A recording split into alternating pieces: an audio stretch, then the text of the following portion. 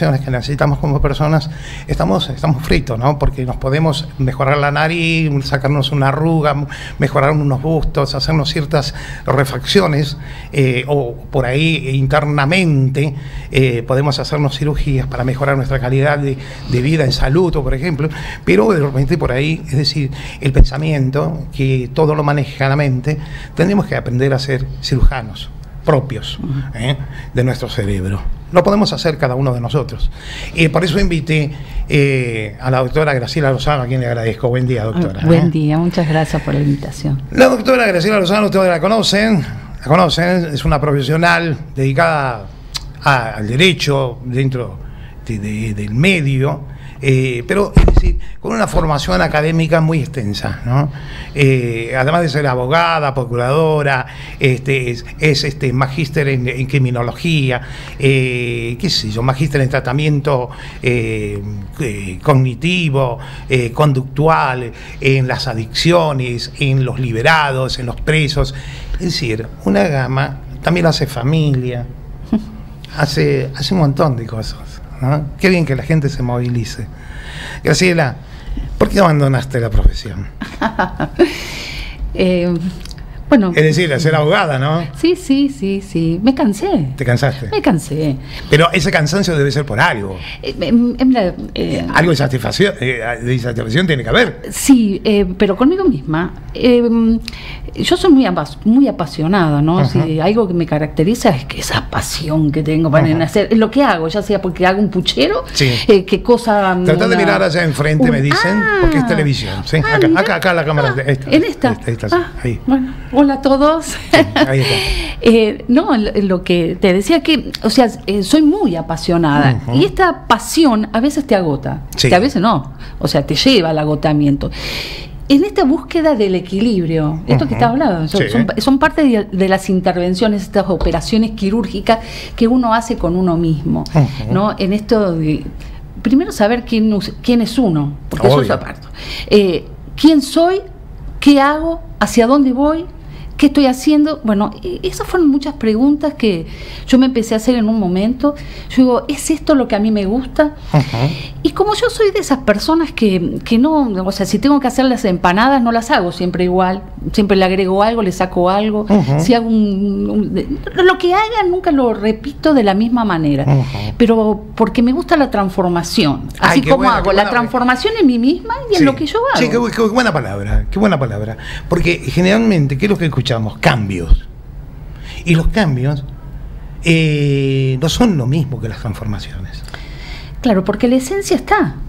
Yo no puedo cambiar lo que yo soy. O sea, o puedo cambiar lo que yo soy aplicada de una forma diferente. Entonces, como mi pasión por el derecho, pues yo siempre me pregunté, ¿por qué sos abogada? Y bueno, la respuesta es porque yo siempre ejercí el derecho penal porque a mí me gusta. Me gusta el derecho penal porque la pasión se siente ahí. O sea, desde muy pequeña, desde los 10 años que yo dije, voy a ser abogada y me voy a dedicar al derecho penal, porque siempre consideré que las cárceles deberían tener deberían servir para algo, no solamente como depósito de los individuos. Entonces eso me llevó, después como cuando terminé, que defendiendo tanto, ahí ya tuve una complicación médica de que, claro, con esta efervescencia con la que actúo, me llevó a declararme hipertensa, ¿no? Claro, cuando me declararon la hipertensión, una hemorragia en medio de una audiencia, tapándome la nariz bueno, entonces directamente yo no, a ver, empecemos otra vez. Hay que replantearse. Replantearse, transformarse, esto de modificarse.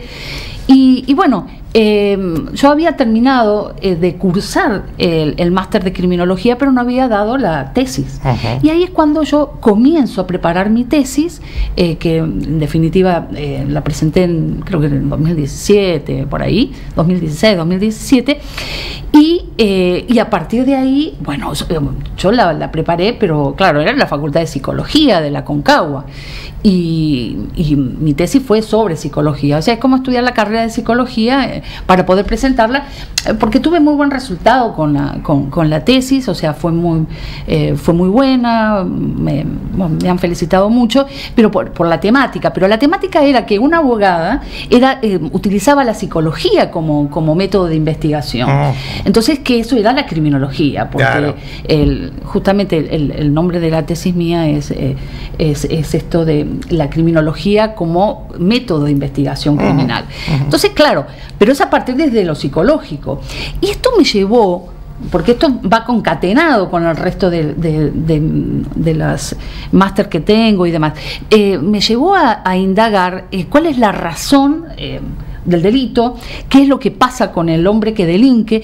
Y bueno, ahí me entro en las adicciones, que había un factor que era muy muy fuerte dentro del penal, que es la adicción previa a la comisión delictiva. Entonces yo digo, ¿qué pasa con esto? Y ahí me hago el segundo máster, que es en tratamiento cognitivo-conductual de las adicciones, que es lo cognitivo-conductual es una metodología, es una forma de abordaje justamente para contener, volver las conductas a los rieles que debería tener, porque son formas de modificación, con mucha técnica. Y después de eso me fui al tercer máster, que es ¿qué pasa en la cabeza? ¿No? Que fue una pregunta que siempre me hice, ¿qué pasa con la cabeza del quien delinque? ¿Ocurre algo y demás? Bueno, y eso me llevó primero a hacer la diplomatura, bueno, y ahora estoy haciendo el tercer máster. Eso es en definitiva. La verdad que me dejas la pelotita picando ahí para hacerte una pregunta. Sí.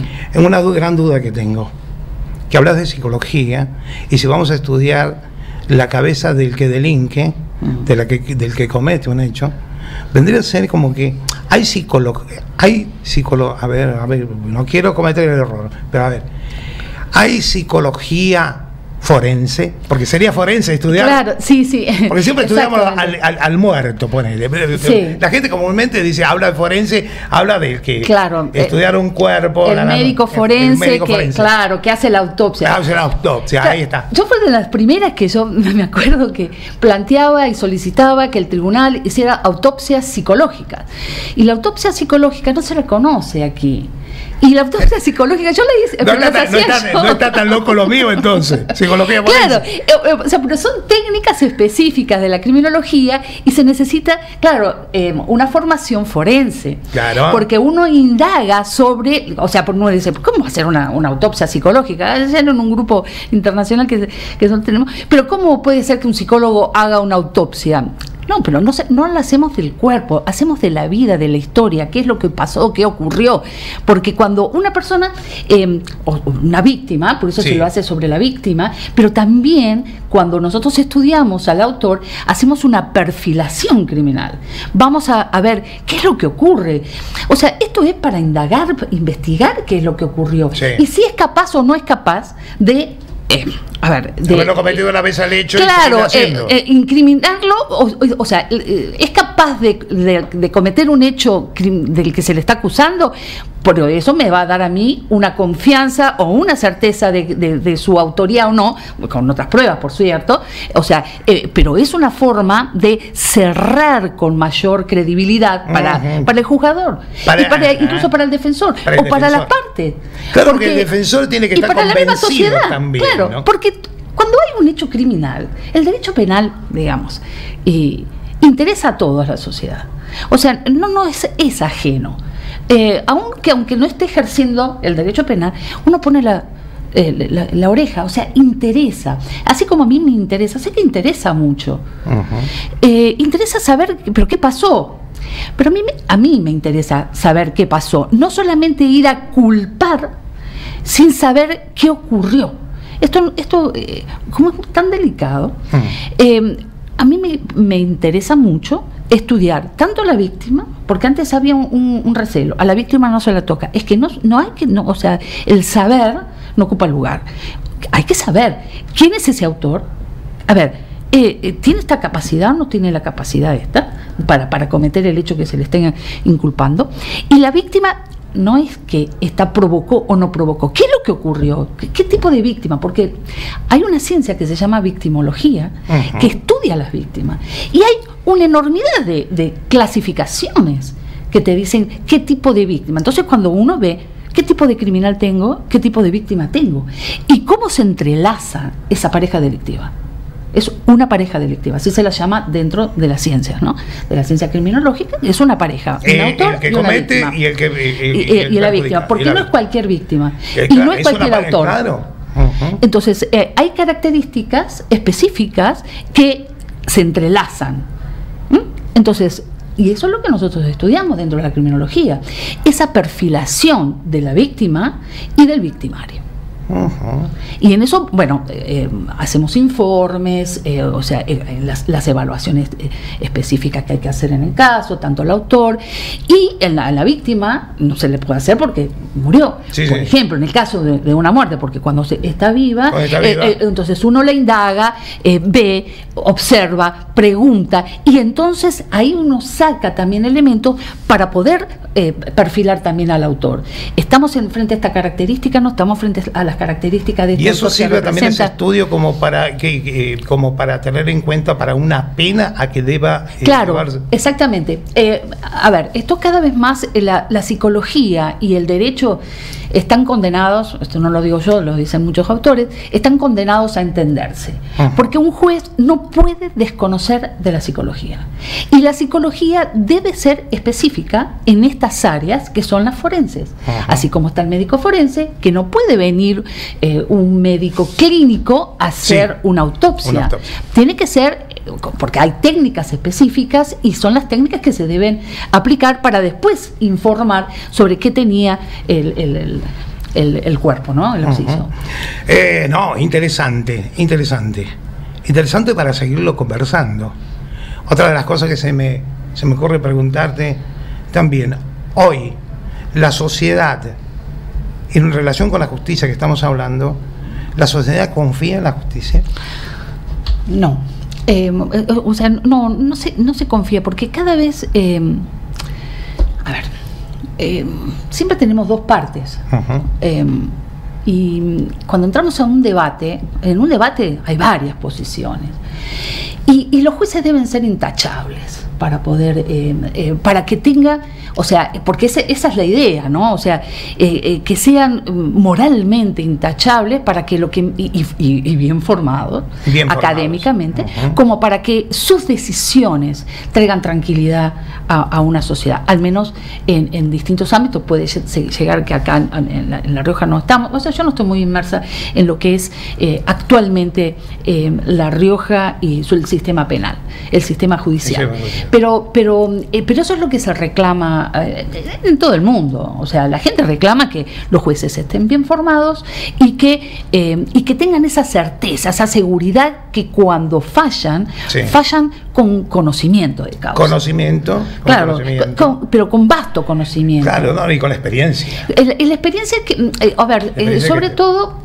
Claro, porque por eso es necesario que el juez no puede delegar en la psicología, por ejemplo, viene el psicólogo, no, tiene que tener también formación en psicología. Ponerle que no tenga un título, pero sí debe saber lo que estamos hablando, de qué tipo, o sea, qué tipo de personalidad, que cuando a mí el psicólogo me explica que tiene que también ser forense en estas áreas, o sea, la psicología forense es una formación específica que no se puede pensar que no se lo tenga a nivel judicial, porque tiene que haber psicólogos forenses a nivel laboral, a nivel familia, a nivel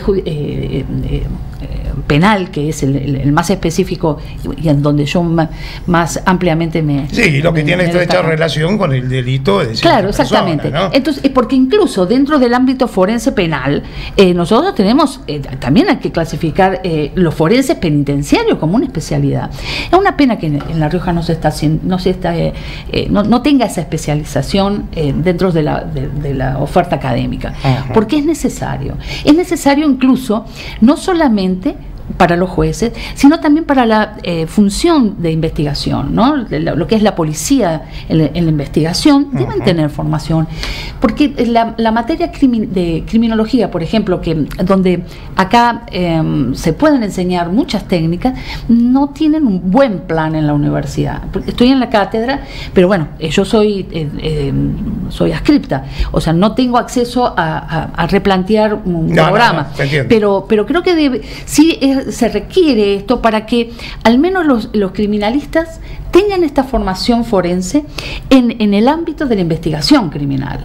Y esto se da no solamente, o sea, porque hay materias específicas, pero también hay técnicas específicas dentro de la criminología, que es este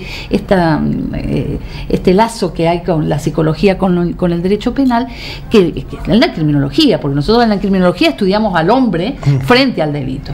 ¿Cómo se puede encarar diferentes campañas de promoción y de prevención a todo lo que es la violencia familiar? Que no, es decir, cuando pasa un hecho, todos los medios y todos estamos sobre eso y publicándolo y hablando sobre el tema. Claro.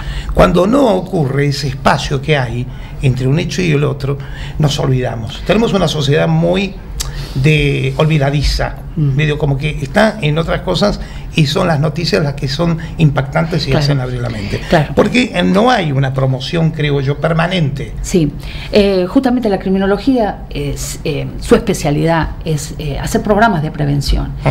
Yo hace, no sé en qué año me habían pedido, yo hice, por ejemplo, en el caso de la mujer, de los femicidios, uno dice femicidio, pero el femicidio puede ser prevenido. ¿En qué sentido? No, o sea, no podemos hacer... ¿Me preguntas, puede ser prevenido? Puede ser advertido.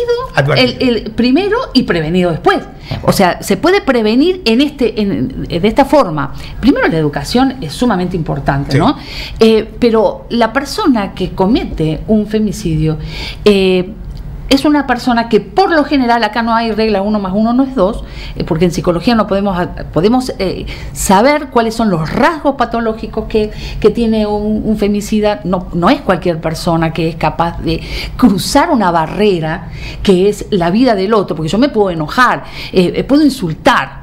Es un paso es la primera agresión. Ahora, pasar a las manos, yo te pego, es hay un segundo paso. Pero no solamente te pego, sino después te pateo. Ya estamos en otro tercer. Para que te pase, ya no estoy con una mano que yo te pegué, sino que ya estoy utilizando. Actuando fuerza. Claro, la fuerza es más intimidante. Y si yo agarro un arma, y si yo agarro un cuchillo y te empiezo a amenazar, y después yo paso. Ahora, esto no es instantáneo. Una mujer... Es un proceso que vive. Exactamente. Y estos son muchos hechos.